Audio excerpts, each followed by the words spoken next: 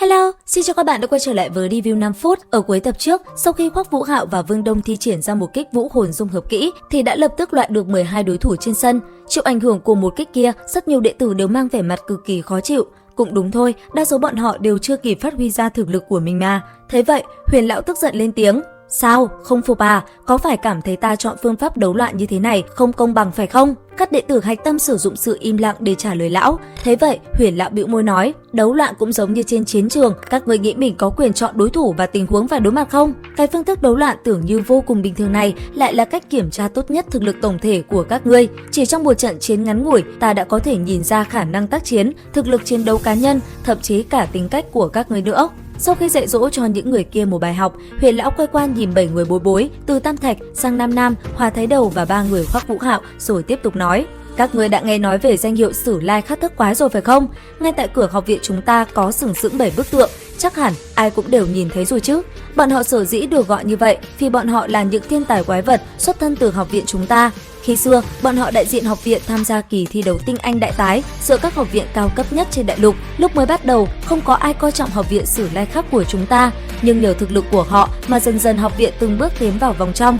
Trận chung kết, đối thủ của bọn họ là người của Vũ Hồn Điện. Vậy mà nhờ vào bản lĩnh của tiên tổ Đường Tam cộng với sự đoàn kết chiến đấu của Sử Lai Khắc Thức Quái mà học viện chúng ta đoạt chức vô địch. Từ đó, danh tiếng của Sử Lai Khắc Thức Quái cũng vang danh khắp đại lục. Vì tưởng niệm những công hiến của Sử Lai Khắc Thức Quái đời thứ nhất, 5 năm một lần, học viện sẽ chọn ra một nhóm Sử Lai Khắc Thức Quái, mà những người được chọn sẽ thay mặt học viện tham gia tranh đấu với các hồn sư của các học viện cao cấp khác tại kỳ thi đấu hồn đại tái. Cuộc thi này giới hạn độ tuổi là dưới 20, các người đủ tư cách tham gia, nhưng tiếc là kỳ sát hạch hôm nay chỉ để tuyển chọn đội dự bị mà thôi. Đội các người sẽ tham gia vào kỳ đấu hồn đại tái kế tiếp. Nghe vậy, tất cả đều vô cùng hào hứng, có ai ngờ một cuộc đại chiến như hôm nay lại quyết định vận mệnh của bọn họ. Nếu không có gì thay đổi thì chức nghiệp danh giá nhất học viện tương lai sẽ là của 7 người họ. Nói xong chuyện này, Huyền lão dặn dò 7 người trở về nghỉ ngơi, hôm sau sẽ đến chỗ ông bắt đầu rèn luyện. Riêng Vương Đông và Hoắc Vũ Hạo thì được lão giữ ở lại có chuyện riêng. Sau khi tất cả rời đi, Huyền lão nói ra mục đích chính của mình. Ông rất hiếu kỳ về khả năng phối hợp của hai người và sự tính toán chính xác của cả hai trong trận đấu. Nghe vậy, Hoắc Vũ Hạo lập tức phóng thích tinh thần tham chắc cộng hưởng cho Huyền lão thử cảm nhận. Vừa thấy được dao động tinh thần của Hoắc Vũ Hạo và kỹ năng thần kỳ này, Huyền lão vô cùng thất kinh. Tuy nhiên, ông không tin kỹ năng bá đạo này chỉ đến từ hồn hòa 10 vạn năm. Bởi thế, tay phải lão nhấc lên, một luồng hồn lực bất giác xâm nhập vào cơ thể Hoắc Vũ Hạo, khiến hắn không cách nào kháng cự. Lúc này thì ở trong thức hải của hắn, Thiên Mộ Băng Tầm và Băng Đế đồng thời cảm nhận được một luồng sát khí vô hình khiến cả hai thất kinh.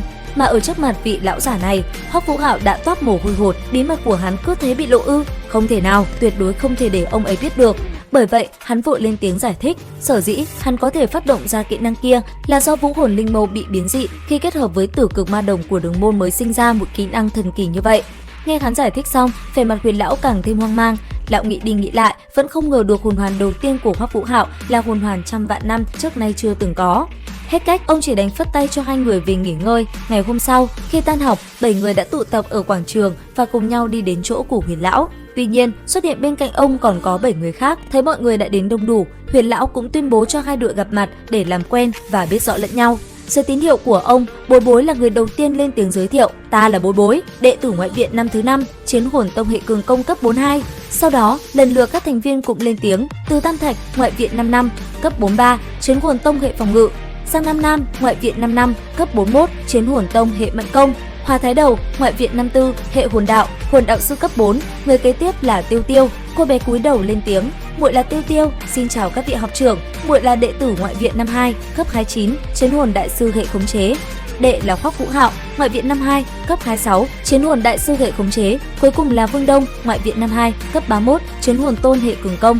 Sắp mặt các đệ tử nội viện, ngoại trừ Mã Tiểu Đào, còn lại đều có chút cổ quái. Họ tuy giật mình nhưng không có biểu hiện gì quá mức. Bên phía nội viện, 7 người cũng lần lượt giới thiệu. Mã Tiểu Đào, cấp 67, chiến hồn đế hệ cường công. Đới Thực Hành, cấp 64, đồng dạng như Mã Tiểu Đào. Trần Tử Phong, cấp 57, chiến hồn vương hệ cường công. Tây Tây, cấp 56, chiến hồn vương hệ mẫn công. Lăng Lạc Thần, cấp 55, chiến hồn vương hệ khống chế.